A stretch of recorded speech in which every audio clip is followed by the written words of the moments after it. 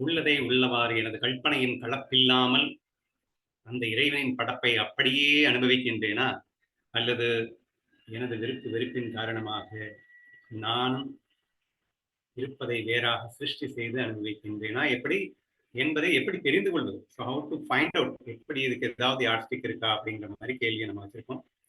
First of all உங்களுடைய பதில்கள் ரொம்ப ரொம்ப டச்சிங்கான சில யார்ஸ்டிக் சொன்னீங்க. அதை கண்டிப்பாக நான் முதல்ல மென்ஷன் பண்ணிடுறேன்.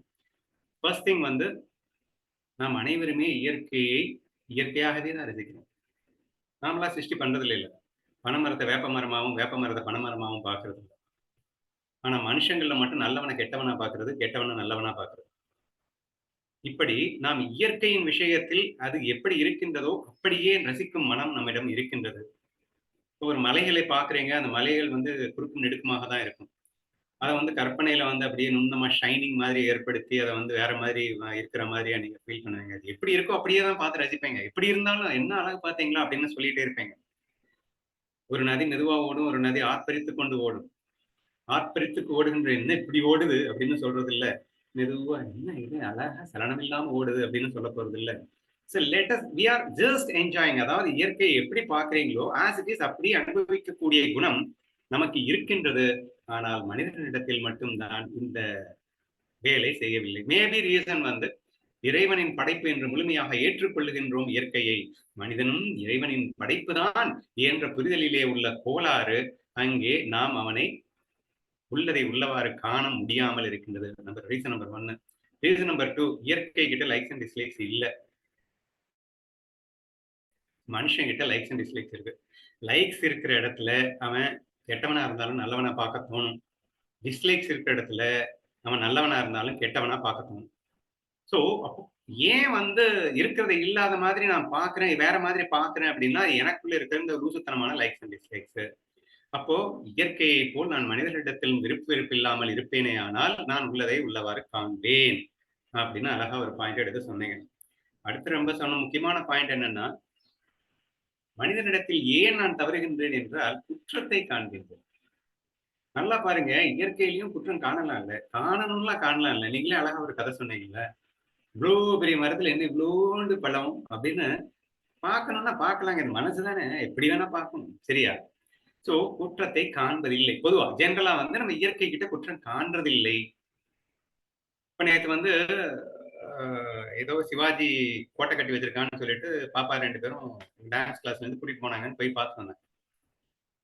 பார்த்தா அங்க பழைய காலத்துல சிவாஜி இருந்த காலத்துல வேற ரேஞ்சு கோட்டை இருந்திருக்கலாம். அது பின்னாடி மொகல்ஸ் வந்தாங்க, ஆங்கிலேயம் வந்தா எல்லாத்தையும் இடிச்சு தள்ளிட்டு சும்மா நாச்சுங்க ஏதோ இருக்கு, சரியா? அது பார்ப்பதற்கு அழகாக இருப்பதாகவும் அது அப்படி இருந்தது இப்படி இருந்தது. நீங்க 5 ஸ்டார் ஹோட்டல்ல போயிட்டு அத பார்த்துட்டு நீங்க இத பார்த்தீங்கன்னா, "என்னடா இத பார்த்துட்டா அப்படி சொல்லுவாங்க?" அப்படின்னு நீங்க நினைப்பீங்க. ஆனா நினைக்கல. ஏன்? அந்த காலத்திலேயே இவ்வளவு பெரிய மலையில் இத்தனை இயற்கையை கொண்டு இப்படியெல்லாம் கட்டியிருக்கிறார்களா? So the way of thinking அங்க எல்லாமே விருப்பு வெறுப்பு இல்லாம ஒரு ரசனையாக மாறுகின்ற காரணத்தினால, அங்க அவ்வளோ நல்லா நாங்க ரசிச்சோம் அப்படின்னு சொல்லிட்டு வந்து எக்ஸ்பிளைன் பண்றாங்கன்னு வச்சுக்கோங்களேன். அப்போ அங்க எல்லாமே அசிங்கமா தான் இருக்கு. ஆனா குற்றம் பார்க்கவில்லை. அதைக்கூட குற்றமாக பார்க்காமல் இது நிறையாக கண்டு ரசிக்கின்ற அந்த குணம் எங்கே இருக்கிறதுன்னு நேச்சர ரசிக்கும் போது வருது. மனுஷன்ட்ட அது வந்து தொலைக்கல. ஸோ எடுத்த உடனேயே மனிதர்கள் என்றாலே நம்ம வந்து பொறாமை, ஈகோ காட்டுற இடம் வந்து இயற்கை கிட்ட காட்டல இல்ல. மனுஷன்ட்ட தானே காட்டுறோம். இவனை விட நான் பெருசாகணும்னு தான் நினைக்கிறேன். என்னைக்காவது அந்த மரத்தை விட நான் பெரிய ஆள் ஆகணும்னு நினைக்கிறேமா? மலையை விட பெரிய ஆள் ஆகணும்னு நினைக்கிறேமா? இயற்கையை விட நான் பெரிய நினைக்கிறது இல்ல. So this is where we are making the mistake. So நாம் கண்டிப்பாக குற்றம் குறை காணாதிருக்கும் பட்சத்தில் நிச்சயமாக அத்தனை பேரையும் இறைவனின் படைப்பாக நான் கண்டு ரசிக்க முடியும் அப்படிங்கிற ஒரு அற்புதமான பாயிண்ட் வந்து ரொம்ப ரொம்ப முக்கியமான பாயிண்ட். அடுத்ததா நீங்க சொன்ன பாயிண்ட் வந்து சலனமில்லாமல் என்னால் இருக்க முடிகிறது என்றாலே நான் வந்து ஈஸ்வர சிருஷ்டியை தான் ரசிக்கிறேன்னு அர்த்தம். அப்ப மனுஷனை குற்றம் பார்க்கும்போது மனசு கட்ட கட்ட கட்டன்னு ஆடிடும், 1008 ஓடும். அப்ப மனம் ஓடாமல் இருக்க வேண்டும். புகுதினா புத்தி ஓடக்கூடாது அப்படின்னு சொன்னாரு. புத்தியோ மனசோ மெயினா இந்த இடத்துல புத்தி தான் வந்து நிறைய ஓடும்னு வச்சுக்கோங்களேன். மனசு ரசிக்கிறதுக்காக மட்டும் இருக்கு. அப்போ மனம் மனம்ங்கிறதுல இந்த இடத்துல புத்தியும் சேர்த்துக்கோங்க. நிச்சலம் இல்லாமல் அப்படின்னா என்ன அர்த்தம்? சலனம் இல்லாமல் நிச்சலமாக அப்படின்னா சலனம் இல்லாமல் இருந்தது அப்படின்னா நீங்க சூப்பர் ரசிக்கிறீங்க உங்களுடைய சிருஷ்டியை உள்ள புகுத்தல because you are ready to taste everything. முக்கியமா ஃபால்ட்டே நம்ம ஃபைண்ட் அவுட் பண்ணல அப்படின்னா ஆர்ட்ஸ் டேஸ்ட்குள்ள போயிடுவாங்க. நம்ம ஒரு கிளாஸ்ல டிஸ்கஸ் பண்ணியிருக்கோம். அனைத்தையும் ஒரு சுவையாக சுவைப்பவனே ஞானி. காரம், ஸ்வீட் எக்ஸ்ட்ரீம்லி ஆப்போசிட் தான். ஹாட், கோல்டு எக்ஸ்ட்ரீம்லி ஆப்போசிட் தான். காஃபி சாப்பிடும்போது சூடா சாப்பிடுறோம், ஐஸ்கிரீம் சாப்பிடும்போது கோல்டா சாப்பிடுறோம். சந்தோஷமா தானே சாப்பிடுறாங்க. ஸோ இந்த ஒரு டீட்டெயில் நம்ம எக்ஸ்பிளனேஷன் நம்ம கொடுத்துருக்கோம். ஆனா அந்த ஆலிஸ் டேஸ்ட் என்பது நம் மனதில் ஆழமாக பதிந்திருந்தால் கண்டிப்பாக இறைவன் சிருஷ்டி மட்டும்தான் நம்ம ரசிப்போம். ஏன்னா இறைவன் சிருஷ்டி எனக்காக படைக்கப்பட்டது, எனது மகிழ்ச்சிக்கென்றே படைக்கப்பட்டது, அப்பழுக்கு இல்லாதது, குற்றம் குறை இல்லாதது, இதுல எந்த ஃபால்ட்டுமே இல்லை என்ற நமக்கு தெளிவு இருக்கின்றபடியால் அதை சுவைக்க முடியும் என்று சொல்லுகின்றேன். ஒண்ணு நீங்க அனைத்தையும் சுவைக்க பழகுங்க. அனைத்தையும் சுவைக்க பழகலைன்னா படைத்தது அவனடா, அவனது படைப்பில் குறை என்ன இருக்க முடியும் என்று சிந்தித்தால் சுவைக்க முடியும்னு சொல்றேன். நான் அந்த ஆலிஸ் டேஸ்ட் கிளாஸ் எடுக்கும்போது என்ன சொல்லுவேன்னா, உங்களால ஒரு விஷயத்தை சுவைக்க முடியலைன்னா நீங்க அந்த விஷயத்தை குற்றமா பாக்குறீங்க அல்லது வெறுக்கிறீங்கன்னு அர்த்தம். நீங்க குற்றமாவோ வெறுப்பாவோ பார்க்காத எந்த விஷயமானாலும் நம்மளால ரசிக்க முடியும் அப்படின்னு நான் ஸ்ட்ராங்கா சொல்லியிருப்பேன். அப்போ இந்த இடத்துல நீங்க சொன்ன பாயிண்ட் என்னன்னா, இறைவனின் படைப்பு எல்லாமே பெர்ஃபெக்ட். நீ இறை சிருஷ்டியை அனுபவிக்கும் போது என் கண்ணனின் சிருஷ்டியை அனுபவிக்கின்றேன் அப்படிங்கிற ஃபீலிங்ல நீங்க உள்ள போனீங்க அப்படின்னு சொன்னா ஆட்டோமேட்டிக்கலா you can enjoy only the ஈஸ்வர சிருஷ்டி. உங்கள் கற்பனைக்கு அங்கே இடமேது. Because you are enjoying everything இல்லையா? நீங்க குற்றமே பார்க்கல.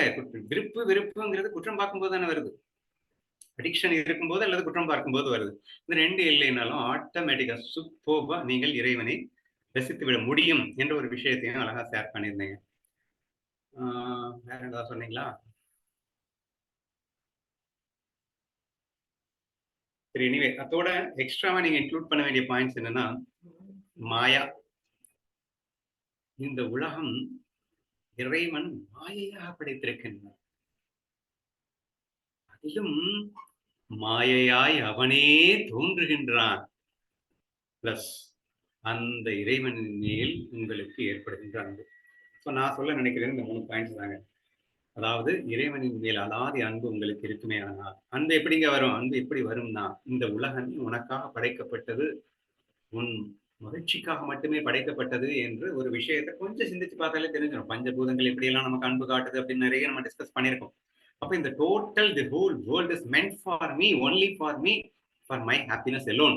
என் மகிழ்ச்சிக்காகவே இறைவன் இங்கே வந்து விளையாடுகின்றான் என்ற அந்த அற்புத புரிதல், அதுவும் மாயையாய் அவனே வருகின்றான் என்னை மகிழ்விக்க.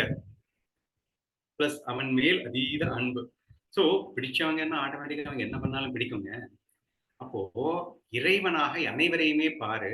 அப்போ இறைவனை பிடித்து விட்டால் இந்த இடத்துல லைக்ஸே வந்தாலும் பிரச்சனை இல்லை. ஏன்னா எல்லாத்தையும் இறைவனை பார்க்க போறோம். அப்ப எல்லாத்தையும் சேமா தானே லைக்ஸ் வரப்போகுது. இப்போ liking all is also equal to லவ்வா மாறிட போகுது. So therefore if you develop the huge prema towards your God, அது எப்படி வரும்? சும்மா இறைவன் மேல அப்படின்னா டுவர்ட்ஸ் யுவர் குரு. ஏன்னா குருவும் காடும் வேற வேற கிடையாது. அப்போ காடு ஹிம்செல்ஃப் ஒரு ஃபார்ம்ல வர்றாருன்னா அவருக்கு பேரு குரு. அந்த குருதான் எல்லாமாக இருக்கின்றார் என்று உன்னால் பார்க்க முடிந்தால், குருவேதான் அனைத்தையும் செய்கின்றார் என்று பார்க்க முடிந்தால், என்னால் ஆவது ஒன்றுமில்லை, அணுவும் அசைப்பது அவன்தான், அவனின்றி எதுவும் இல்லை என்று ஆணித்தரமாக நீ நம்புவது உண்மை என்றார். நம்பிக்கை வர்றதுக்கு என்ன செய்யணும்னு கேட்டா, அதுவும் நீ அன்றாட வாழ்க்கையில நீ கொஞ்சம் சிந்திச்சு பார்த்தாலே தெரியும். நீ நினைச்சது என்னடா நடக்குதுங்க, நாளைக்கு என்ன நடக்கும் உனக்கு என்ன தெரியும்? Everything is known by him. சர்வஞன் அவன், என் மௌலி அனைத்தையும் செய்கின்றார், எனக்காகவே வந்திருக்கின்றார், உலகமாய் விரிந்திருக்கின்றார், எல்லா ரூபமும் அவரே தரித்து வந்திருக்கின்றார் அப்படிங்கிற ஒரு ஃபீல் பாட்டு, இந்த கிருஷ்ணா ஃபீல் நம்ம சொல்லுவோம் இல்லையா, அந்த ஃபீல் பாட்டு கண்டிப்பாக ஈஸ்வர சிருஷ்டியை மட்டுமே தான் அனுபவிக்க செய்கின்றதே தவிர வேற சிருஷ்டியை அதை அனுபவிக்க விடாது. முக்கியமா நான் சிருஷ்டி பண்ணக்கூடாதுன்னா நான் இருக்கக்கூடாது. அடுத்த பாயிண்ட், நான் இருக்கக்கூடாது அப்படின்னா என்னப்பா அர்த்தம்? எனக்கு அப்படின்னு சொல்லிட்டு நான் சொல்லிட்டு ஒருத்தன் வந்து ஸ்ரீ அப்படிங்கிற ஒண்ணு இருக்கு இல்லையா, இது இருக்கக்கூடாது. இருக்கக்கூடாதுன்னா இருக்கும் தானே, நீ இல்லைன்னு சொல்லிட்டா இல்லாம போயிடுமா அப்படின்னா இருக்கணும். எப்படி இருக்கணும் அப்படின்னா லைக் சம்மன் எல்ஸ்.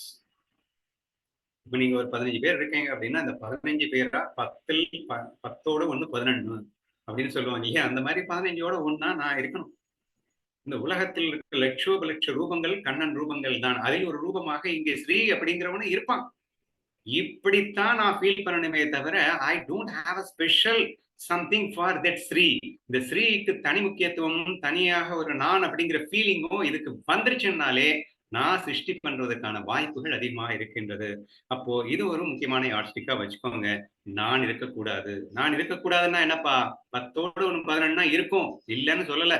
ஆனா அது அப்படி இருந்துட்டு போட்டும்.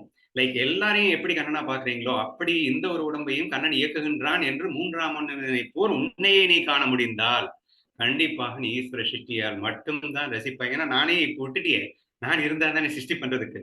ஸோ சிருஷ்டி பண்ணுவதற்கான மனிதனே அங்கே இல்லாமல் போய்விடுவான் என்பதையும் புரிந்து கொள்ளுங்கள். அப்புறம் முக்கியமான பாயிண்ட் என்ன சொல்லியிருந்தீங்கன்னா, யாரையும் மாற்றாதீர்கள். இந்த லைக்ஸ் அண்ட் டிஸ்லைக்ஸ் இருந்தா மாத்தணும்னு ஆசைப்படணும். அதுவும் குழந்தைகள் அம்மா வந்து தன் குழந்தைகளை அப்படி மாத்திடணும், இப்படி மாத்திடணும். எந்த ரூபம் எடுப்பான் எவனுக்கு தெரியும், சொன்ன ரூபம் மாற்றி மாற்றி எடுப்பான் Vishwaroopan. Nobody knows at what time the people will be, how, யார் எப்படி இருப்பாங்கன்னு தெரியாதுங்க. எல்லாமே கண்ணனுடைய வேஷம் தானே. அவன் எப்படி வேணா வேஷம் போட்டு வருவான். நல்லவனா வேஷம் போட்டு வருவான். நல்ல வேஷமா இருக்கும் போதே அந்த வேஷத்தை கெட்டவனா மாத்துவான். எப்படி வந்தாலும் என் கண்ணன் வருகின்றான், கண்ணன் வருகின்றான் என்று அன்பு காட்ட நான் தயாராக இருந்தால் அப்போ பிரச்சனையே இல்லை அப்படிங்கிறேன். We should never analyze. அதான் பூபதி என்ன அழகா சொல்லிட்டாரு, புத்தியை யூஸ் பண்ணாது. ஒரே வார்த்தையில் முடிச்சிட்டாரு. சரியா? ஆனா நான் சொல்ற இந்த பாயிண்ட்ஸ் எல்லாம் ஃபாலோ பண்ணும்போது நானே இல்ல. அதனால அனலைஸ் பண்ண வேண்டிய வேலையே அங்க இருக்காது. அதுக்காக புத்தியே வேலை செய்யாது, மனசு வேலை செய்யாதுன்னு சொல்ல வரல. இட் ஹேப்பன்ஸ் நேச்சுரலி அண்ட் ஆட்டோமேட்டிக்கா ப்ராசஸா இருக்கும். நம்ம ரசிக்கிற வேலையை மட்டும் நம்ம பண்ணிட்டே இருப்போம். அந்த ரசித்தல் என்பது கூட தானாக நடக்கும் அதிசயத்தை நாம் காணலாம். அற்புதத்தை காணலாம். ஏன்னா அனைத்தையும் ஈசன் என்று முழுவதுமாக அவனிடத்தில் ஒப்படைத்து விட்டுகின்ற போது நமக்கு வேலையே இல்லை. இன்னைக்கு நான் படிச்ச இந்த நைஸ்கர்மிய சித்தியையே நாம் அடைந்தவர்களாகி விடுவோம். நமக்கு நமக்கு ஒண்ணுமே இல்லையே. நான் ஏதாவது செயல் செஞ்சா கூட நான் பண்ணேன்ற ஃபீலிங்கே எனக்கு இருக்காதே. இங்க நானே இல்லையே என்ற அந்த அற்புதமான உணர்வு நமக்கு வரும். சோ அந்த அந்த ஒரு பாயிண்ட்டையும் நீங்க நோட் பண்ணிக்கோங்க. Never try to change others அப்படிங்கிறது ரொம்ப ரொம்ப முக்கியம். இந்த ஒரு பாயிண்ட் மட்டும் இருந்தாலே வேற லெவல்ல நீங்க சந்தோஷமா இருக்கலாங்க. இன்னைக்கு வாழ்க்கையில எல்லா பிரச்சனைக்கும் மூல காரணம், அதுவும் குடும்ப பிரச்சனைக்கெல்லாம் காரணமே மாத்திடணும்னு நினைக்கிறது தான். அதை அவாய்ட் பண்ணாலே நீங்க வேற லெவல் சொர்க்கத்துல தான் இருப்பீங்க அப்படின்னு தான் நான் நினைக்கிறேன். ஐ திங்க் எல்லா பாயிண்ட்டும் சொல்லி முடிச்சிட்டேன் அப்படின்னு நினைக்கிறேன். ஸோ சிம்பிளா எனக்கு ரொம்ப பிடிச்ச பாயிண்ட், நான் ஃபாலோ பண்ற பாயிண்ட்னா கிருஷ்ணா ஃபீல் தான். அதுக்குள்ள எல்லாமே அடங்கி இருக்கு. ஆலிஸ் டேஸ்ல இருந்து நெவர் ட்ரை, கண்ணனை மாத்துறதுக்கு நான் யார்? அவன் எல்லாமே அவன் நல்லதுதான்ப்பா பண்ணிட்டு இருக்கான். எல்லாமே பெர்ஃபெக்டா தான் போயிட்டு இருக்கு. எந்த ஃபால்ட்டும் யாரை பார்க்க முடியும்? என் கண்ணனை நான் ஃபால்ட் பார்க்கறதா? என் கண்ணன்டா, அவனை இயற்கை ரசிக்கிறதுனா எனக்கு ரசிக்கிறதுக்கு எனக்கு என்ன கஷ்டம்? எல்லாமே அவனுடைய சொரூபம் அல்லவா? நெகட்டிவா வந்தா என்ன, பாசிட்டிவா வந்தா என்ன? என்னை மகிழ்விப்பதற்காக சூடா வந்தா என்ன, குளிர்ச்சியா வந்தா என்ன? ஸோ இந்த மாதிரி நம்ம 100% எல்லாத்தையுமே எந்த விதமான டிஃபரன்சஸும் இல்லாம சூப்பர்பா அனுபவிக்கிறதுக்கு கிருஷ்ணா ஃபீல் ஒன்னே போதும். ஆனாலும் நாம் அதையே டிஃப்ரெண்ட் பாயிண்ட்ஸா இங்க டிஸ்கஸ் பண்ணிட்டு இருக்கோம் அப்படின்னு தான் நினைக்கிறேன். ஆதலால் முழுமையான கிருஷ்ண உணர்வில் இருப்பவனால் மட்டும்தான் அவன் அனைத்தையும் ஈஸ்வர சிருஷ்டியாக உள்ளதை உள்ளவாறு அனுபவித்து அந்த ஜீவ சிருஷ்டியை முழுவதுமாக அவனிடத்தில் சரணாகதி செய்துவிட்டு ஆனந்தமாக வாழ்வான் என்று சொல்லி